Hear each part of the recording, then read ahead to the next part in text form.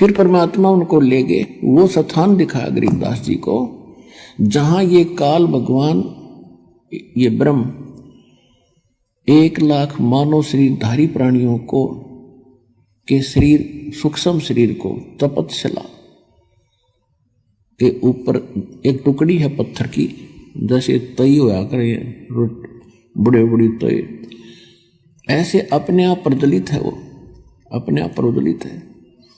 और उसके ऊपर 1,00,000 मानव शरीरधारी प्राणी तड़फ रहे थे। हाहाकार मची थी।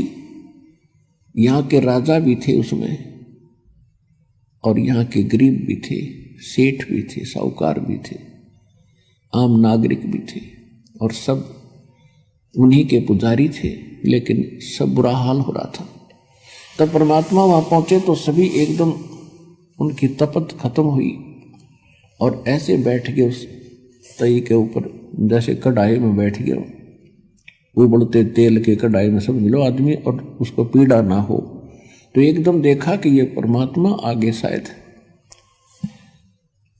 तब उन प्राणियों ने कहा, भगवान हम बहुत दुखी हो लिए, हम किस कर्म का दंड भोग रहे हैं। परमात्मा ने कहा, ये तुम्हारा यहाँ का किया कर्म नहीं, ये तुमने सतलोक में गलती करी थी, वहां तुम सुखी थे, और सुखी जीव को बकवाद घनी भावें हैं, अच्छे काम थोड़े और बुरे घने करेगा।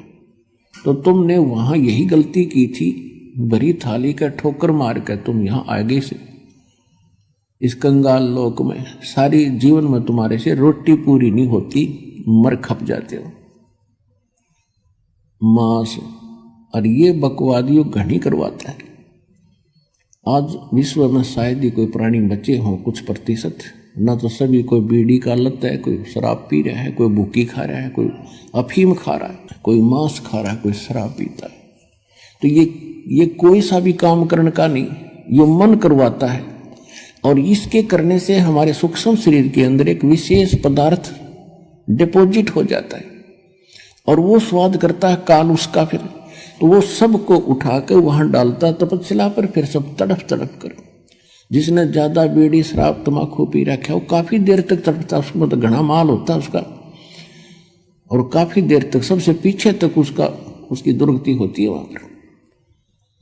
और फिर जीव मरता नहीं उस सूक्ष्म शरीर में, उनको वहां से फेंक देता है सिद्धि से, उसका टाइम फिक्स अलार्म रखा उसने।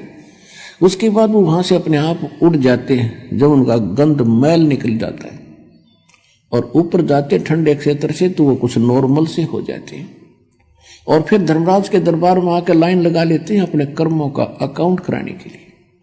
वहां तो सबके कर्मों का अकाउंट कैलकुलेटेड मिलता है, क्योंकि जो ये कर्म प्राणी करता है उसका एक फैक्स वहां हो जाता है धर्मराज के दरबार में, और उनके उस अकाउंट नंबर में डिपॉजिट हो जाता है। और जब प्राणी वहां पहुंचता है तो उसके सामने कुत्ते की योनि, गधे की योनि, कुत्ते की योनि, गधे की योनि, मनुष्य स्वर्ग, भागो फटाफट। वहां नहीं सुनता कोई, फिर हाहाकार मची रहती है। जिनका नरक में जाना होता है उनको यम के दूत खड़े हैं लठड़ी बाले लेकर, जैसे पुलिस वाले खड़े होते हैं, और पकड़ कर बाजू फटाफट आ जाओ भाई, नरक है तुम्हारे लिए। और वहां ठोक कर आते हैं, उनको बुरा हाल हो रहा है। तब गरीबदास जी को आगे क्या देखा, थोड़ी कुछ देर के बाद वो ज्योत निरंजन काल उनको खाने के लिए अपने उस रसोई घर में आने लगा। दूर से देखा, तब तक वो प्राणी वहीं थे परमात्मा की कृपा से, नहीं तो उसको ऑटोमेटिक सिस्टम से तो उनको चला जाना चाहिए था। वो इसलिए आया था, वो किसी के सामने नहीं आता। तो बताया परमात्मा ने कि देखो वो आ रहा है तुम्हारा यहाँ का भगवान, जिसको तुम परमात्मा कहते, इसकी शकल देख कर कलेजा फट जाएगा, और तुम इसको ब्रह्म मानकर पूजा करते हो। सबने देखा सामने लंबे दांत, ओछा माथा, काला विकराल शरीर, तो सभी प्राणी भयभीत हो गए। परमात्मा ने कहा कि तुम जाओ यहां से। वो सभी को उड़ा दिया, और जब परमात्मा उसके निकट गए, वो कहां बैठता है जाकर के, एक जो 11वां द्वार है, 11वां द्वार है, वो अक्सर पुरुष के लोक में जाकर निकलता है। उस गेट पर ये स्वयं चौकीदारी करता है कि कोई इधर से एक भी ना चला जा। ये स्वयं वहां बैठता है और वहां बैठा था, वहां से उठकर चला ही था। परमात्मा जब चले तो उस गेट पर अड़ गया जाके, कौन आ गया ये, इस कैसे चला जाएगा इधर। तो परमात्मा निकट गए तो परमात्मा ने कहा कि देख बेटा गरीबदास, ये है यू काल भयंकर, इसके सामने ब्रह्मा विष्णु महेश की हिम्मत नहीं कि इसके सामने, इसकी शक्ति के सामने टिक जाए। वो चार भुजा के भगवान ये 1000 का है। अब तो ये 2 भुजा बनाए बैठा है, ये 1000 भुजा तक बना सकता है।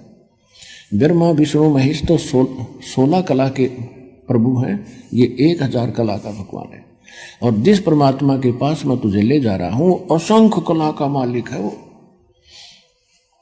और देखना, अब मेरे पास ऐसा मंत्र है, एक मेरे पास ऐसा मंत्र है, अब मैं सिमरण करूंगा जाप का, सतनाम का, श्वास से, और ये ऐसे हो जाएगा जैसे, क्या बताया, जैसे फनपति मंत्र सुन रखे फन सकोड़े, ऐसे बीरा मेरे सतनाम से यू काल लवे मुंह मोड़े।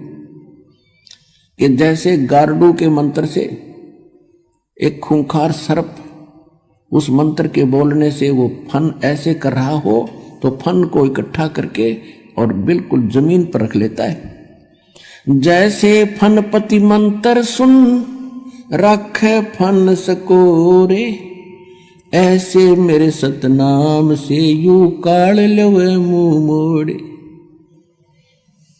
परमात्मा ने कहा देख, अब मैं मंत्र जाप करता हूं। वो करना क्या था, तो हमें बता रहे हैं कि आपत्ति के समय तुम्हारे पास केवल ये सतनाम और सारनाम का एक हथियार है। जो मंत्र जिसको जौन सा प्राप्त हुआ है वो तेरा हथियार है, प्रथम प्राप्त है। आपत्ति के समय उस मंत्र का जरूर जाप कीजिएगा, बहुत सारा मिलेगा। सतनाम प्राप्त है तो सतनाम का सिमरण करिए आपत्ति में, चाहे किसी प्रकार की भी है, चाहे रोग है या कोई और पशु पक्षी से है या कोई संसारिक व्यक्तियों से है या कोई राज दरबार से है। एक बार उसका सिमरण अवश्य करके देखना, आपको कैसे चमत्कार मिलेगा, पर सच्चे दिल से।